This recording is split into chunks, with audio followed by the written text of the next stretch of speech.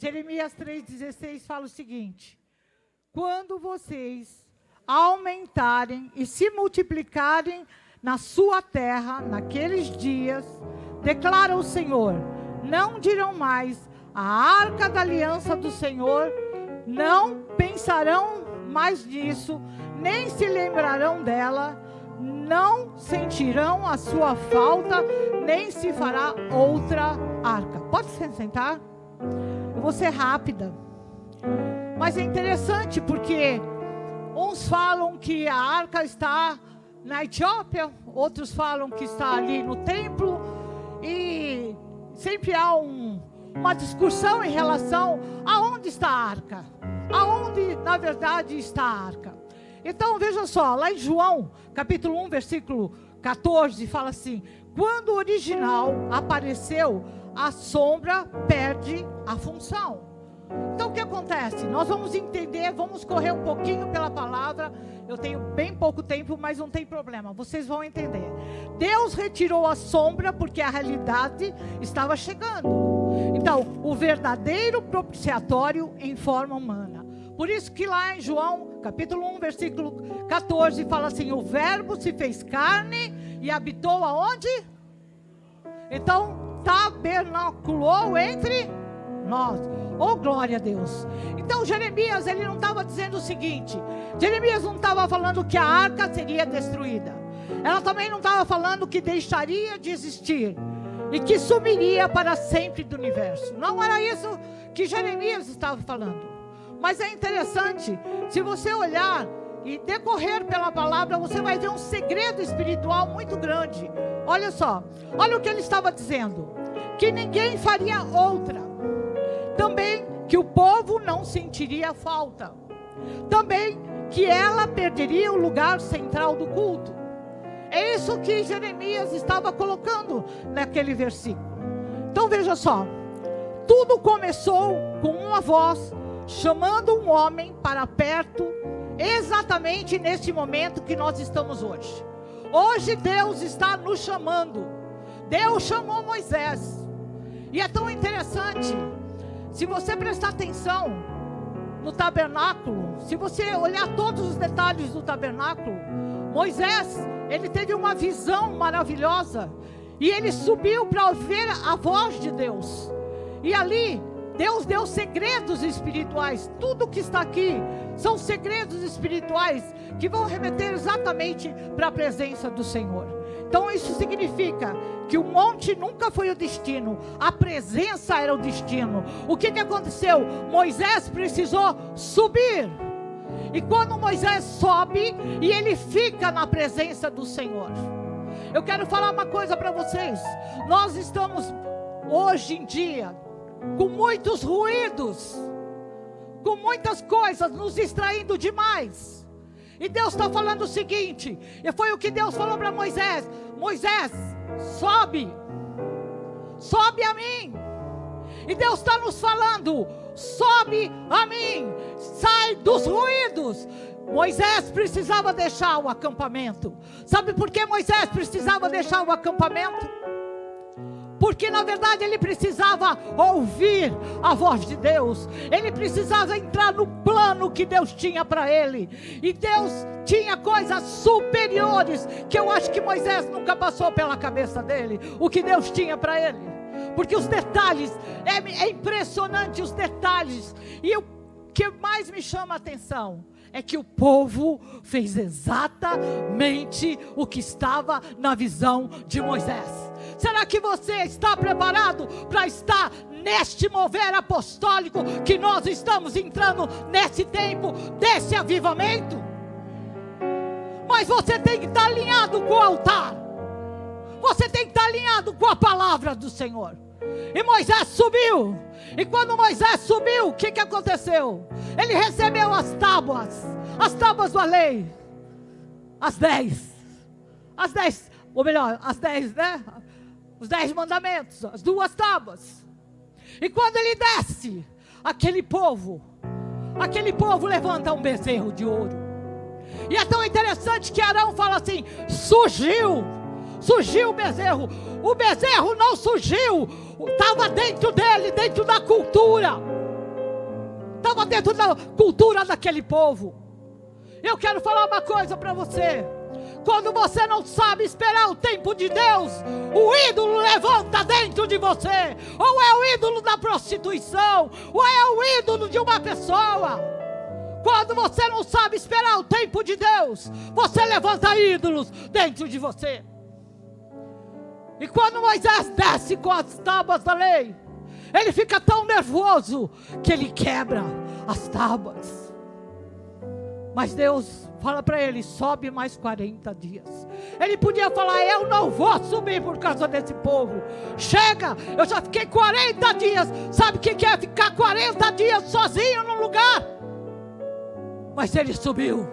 E Deus está te chamando nesta noite para você subir e ter intimidade com Ele. Deus está te chamando, levita, para abrir as portas da alma do povo. Não é você que tem que julgar a casa do Senhor. Você tem que se levantar, porque é você que abre as janelas do céu para que o povo possa ouvir a voz do Senhor. Então o que aconteceu? Olha só. Em Hebreus 8, versículo 5 fala o seguinte: os sacerdotes terrestres servem um santuário que é apenas uma cópia. É a sombra do verdadeiro santuário celestial. O que nós precisamos hoje? Por que Moisés subiu? Ele deixou de ouvir os ruídos. E nós precisamos deixar de ouvir os ruídos e estar em intimidade com Deus. Aquietar a nossa alma, porque a nossa alma faz muito barulho. Você já viu quando você está passando por uma situação difícil? Você quer fazer, você quer pôr a mão, você quer resolver, mas você não se prostra para ouvir a voz do Senhor. Você não aquieta a tua alma. E muitas vezes você vem para a casa do Senhor, você já vem com a tua listinha. Deus, eu quero um carro, eu quero uma casa, eu quero ir no mercado fazer uma boa compra. Não é isso que Deus tem para você. Quando Deus chamou Moisés, Ele chamou Moisés para Moisés dar uma resposta para Deus. E Deus está te chamando para você dar uma resposta para Ele. Não porque Moisés estava capaz, mas Deus capacitou pelo posicionamento, pelo acesso que ele teve a Deus. Amém? Glória a Deus. Olha só, a presença.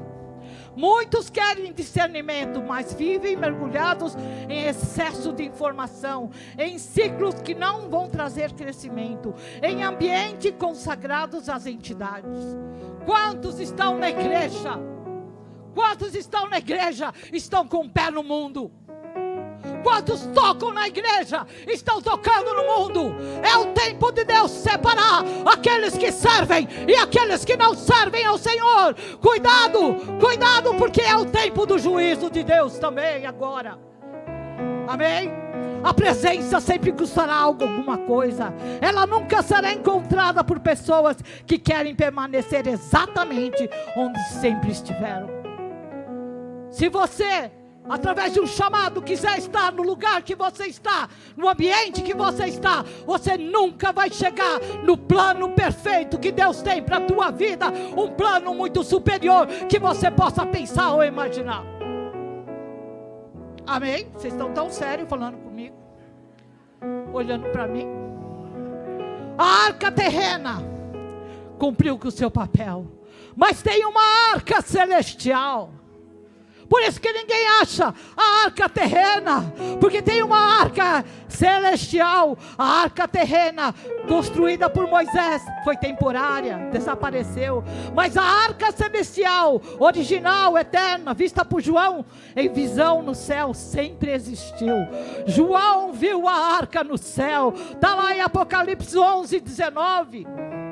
Diz que o templo de Deus no céu se abriu, revelando a arca da aliança, acompanhado por relâmpagos, vozes, trovões, um terremoto e uma forte chuva de granizo. Foi a mesma aparição lá no Sinai.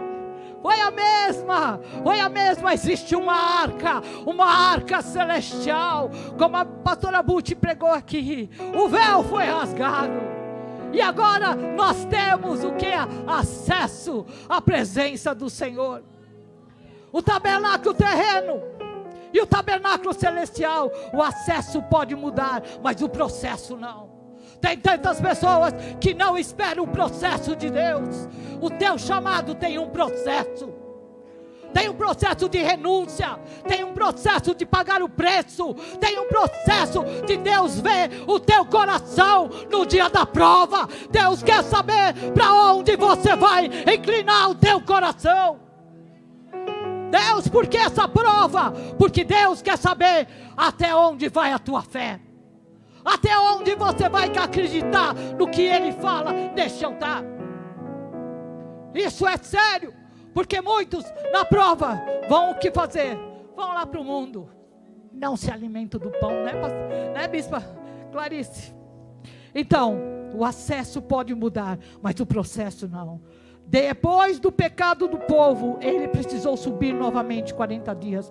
O silêncio da nossa alma vai definir o próximo acesso. E lá em Apocalipse 11, 19 fala assim: não é contradição, é confirmação. Não precisa mais da caixa de ouro. A glória andava agora no nosso meio, no meio dos homens. A arca nunca foi perdida. A arca terrena cumpriu seu papel e saiu. A arca celestial sempre esteve lá. Cristo é o cumprimento de ambas.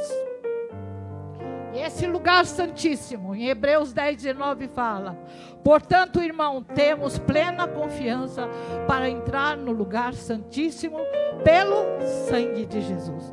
Pelo sangue está guardado no céu. E a verdadeira presença de Deus hoje habita em você pelo 7 Espírito do Senhor. É isso que Deus quer, que você tenha sabedoria, que você tenha discernimento, que você tenha temor. Deus quer incutir dentro de você o 7 Espírito de Deus. Jeremias profetizou o fim da sombra terrena. João revelou a permanência da realidade celestial. Em Levítico 8, 23 fala o seguinte: o sangue do cordeiro de consagração, que era o óleo, era colocado, quer dizer, era do animal, e hoje nós não precisamos fazer isso, né? Mas havia também, era colocado na orelha direita. Irmão, presta atenção, orelha direita.